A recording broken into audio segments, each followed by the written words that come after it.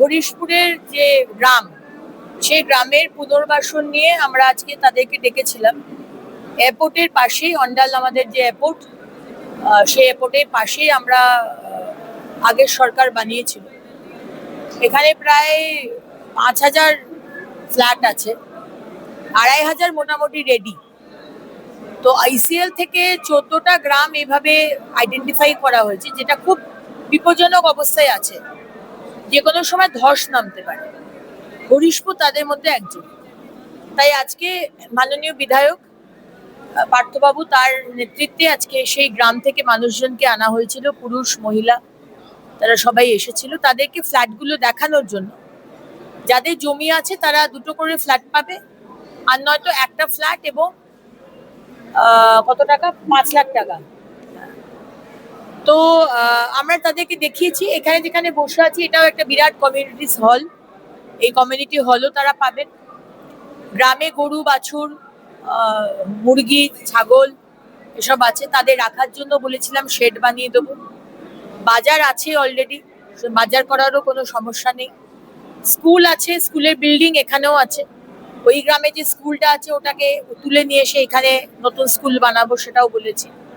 কিন্তু কোথাও গ্রামের মানুষ এত বছর জন্ম থেকে গ্রামে থেকে এসেছে, তাদের পক্ষে ফ্ল্যাট বাড়িতে থাকা হয়তো তাদের মনে হচ্ছে ওরা কমফোর্টেবল নয়।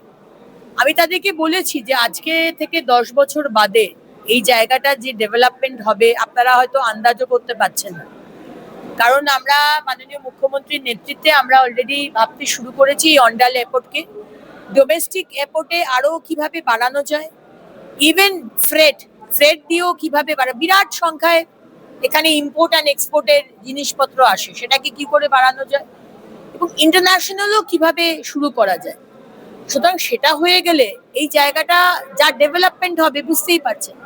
কিন্তু কোথাও তারা গ্রামের মানুষ, একটা হয় না যে শহরের, আমার মা বাবাও মফস্বলে থাকে, কলকাতা তাদের ভালো লাগে না, কলকাতায় গেলেই বলে একদম নিঃশ্বাস নিতে পারছি না, দম বন্ধ লাগছে। এরা তো একেবারেই গ্রামের মানুষ, এদের কাছে ফ্ল্যাট বাড়িতে থাকা যতই সুবিধে দেন হয়তো সমস্যা হচ্ছে। কিন্তু আরেকটাও ভাবতে হবে, ইসিএল এর কাছে অত জমি নেই। আমি যে আপনার যারা, আপনি নয় আপনার জমি আছে, আপনার বাড়ি আছে, আমি আপনাকে কম্পেনসেট করলাম, কিন্তু জমিটা দেবো কোথায়? জমি তো অত নেই, জমির তো সব থেকে বড় ক্রাইসিস। তো এই বিষয়টা এখন একটা লং প্রসেস, এইটা এই আজকেরটা হবে না, এবার নতুন ভাবে অন্য পলিসিতে ভাবতে শুরু করতে হবে। এই ফ্ল্যাটগুলো যেটা আগের সরকার বানিয়েছে, তাহলে সেগুলো কি হবে? সেগুলো তাহলে আমাকে বিক্রি করতে হবে। টাকা তো আর গাছে নেই যে গাছটা নাড়ালাম আর ধর করে পড়ে গেল, তা তো নয়। সুতরাং এগুলোকে আমাকে ব্যবস্থা করতে হবে, করে সেই টাকাটা দিয়ে তাদের টাকাটা দেওয়ার, পুনর্বাসনের টাকা দিতে হবে। এটা এখন লং টার্ম প্রসেস। কোল ইন্ডিয়ার সাথে কথা বলবো, মাননীয় মুখ্যমন্ত্রী মেন আমাদের টিম লিডার, ওনার সাথে কথা বলবো। উনি তারপর যেভাবে বলবেন, ওনার সব বিষয়ে উনি ভাবনা রাখেন, চিন্তা রাখেন। উনি অত্যন্ত সংবেদনশীল একজন মানুষ এবং আমরা আশা রাখছি হয়তো এটা সলিউশন বেরিয়ে আসবে। অপরিকল্পিত তো ছিলই, কারণ আজকে দেখুন, যদি আপনি ভাবছেনই যে গ্রামের মানুষকে ট্রান্সফার করবেন, একটু বড় দেখে দিতে পারতেন।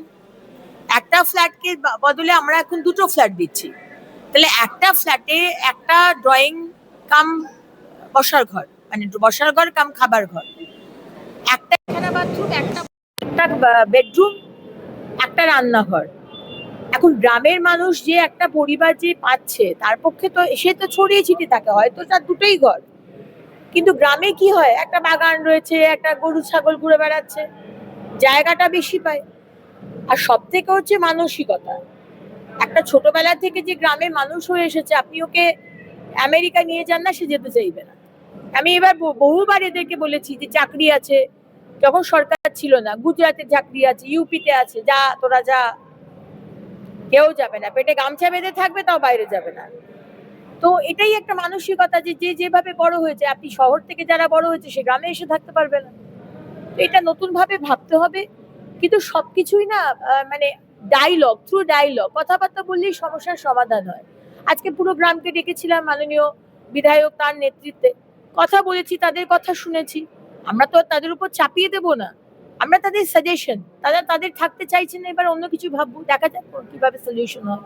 দিদি 2020 সালে জুন মাসে ঘটনা ঘটে হরিশপুরে, মানে ধসের করলে তারপরে বিগত 6 বছর পেরিয়ে গেছে, পুনর্বাসন তো হয়নি। এইভাবে কেউ এই এয়ারপোর্টে যে পুনর্বাসনের জন্য যে ব্যবস্থা করা হয়েছিল সেই অনুযায়ী এখনো পর্যন্ত কোনো সরকার, মানে বিগত সরকারও আসে। বিভিন্ন জায়গাতে আজকে শুধু এই ফ্ল্যাট নয়, বিভিন্ন আগের সরকার বিভিন্ন বিপিএল ফ্ল্যাট তৈরি করেছে।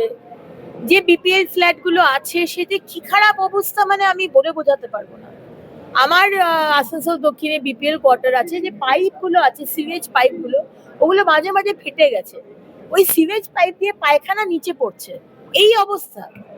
কিন্তু আগের সরকার কিছু করেনি, বিকজ তাদের কাছে মানুষকে ভালো রাখা, বাড়িটাকে তৈরি করে দেওয়া, মানুষের পাশে দাঁড়ানোটা তাদের কাছে প্রায়োরিটি ছিল না।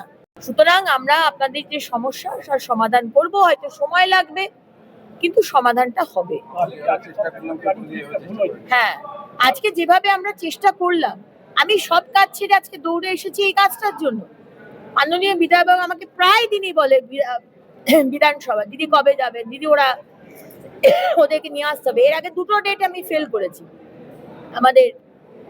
আমাদের ডিএম সাহেবও বারবার বলছেন এর মতো করে বাসে করে নিয়ে আসা, তাদের কমিউনিটি সেন্টারে বসিয়ে তার খাবারের ব্যবস্থা করা, এখন খাবার প্যাকেট বাসে দিয়ে দেওয়া হবে। কেউ ভাবেনি, আমরা ভেবেছি আর আমরা ভাববো। হ্যাঁ, আগের সরকার যেটা করেছে তো ভুল হয়েছে। প্রথমত তো কোয়ার্টারের সাইজটা বড় করা দরকার ছিল। যে মানে অর্ধেক জায়গাতে আপনি গিয়ে দেখুন না, জানলা দরজাও সব খুলে নিয়ে চলে গেছে, সব বিক্রি হয়ে গেছে। ওয়ারিং করেছে, লাইটের ওয়ারিং, পাখার ইলেকট্রিক্যাল বাড়ি সব কেটে সব বিক্রি হয়ে গেছে, দরজা জানলা সব বিক্রি। কার পয়সা? আমাদের পয়সা, আপনার পয়সা, সব ধুলিস্যাৎ হয়েছে। 15 বছর ধরে আমাদের টাকাগুলোকে সমস্ত নষ্ট করেছে।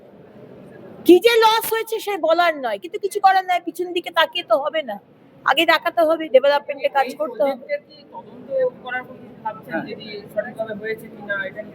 এখন তদন্তের অনেক বিষয় আছে, প্রতিটা দপ্তরে চুরি হয়েছে, আমার দপ্তরে প্রচুর চুরি হয়েছে। আমার সেইগুলো আগে আমায় বিল ছাড়তে হবে, কারণ টাকাগুলো সব আটকে রেখেছি। আমাকে রাস্তায় কি কোয়ালিটি হয়েছে দেখে আমাকে বিল ছাড়তে হবে, আমরুতের জল পৌঁছচ্ছে কিনা সেটা দেখে আমায় বিল ছাড়তে হবে। সুতরাং এই বিষয়টা ইম্পর্টেন্ট, কিন্তু আগে অন্য তদন্ত করতে হবে, তারপরে এইসব তদন্ত আসবে।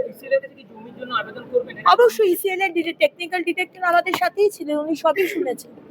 মাননীয় মুখ্যমন্ত্রীর সাথে আলোচনা করব, মাননীয় মুখ্যমন্ত্রী এবার যার সাথে কথা বলার উনি করবেন। দিদি গত পরশু দেখা গেছে যে অন্ডালে যে খান্দারা রয়েছে নীলকণ্ঠ যে মন্দির, শিব মন্দির জাগ্রত, তার পাশেই প্রায় 200 মিটার দূরেই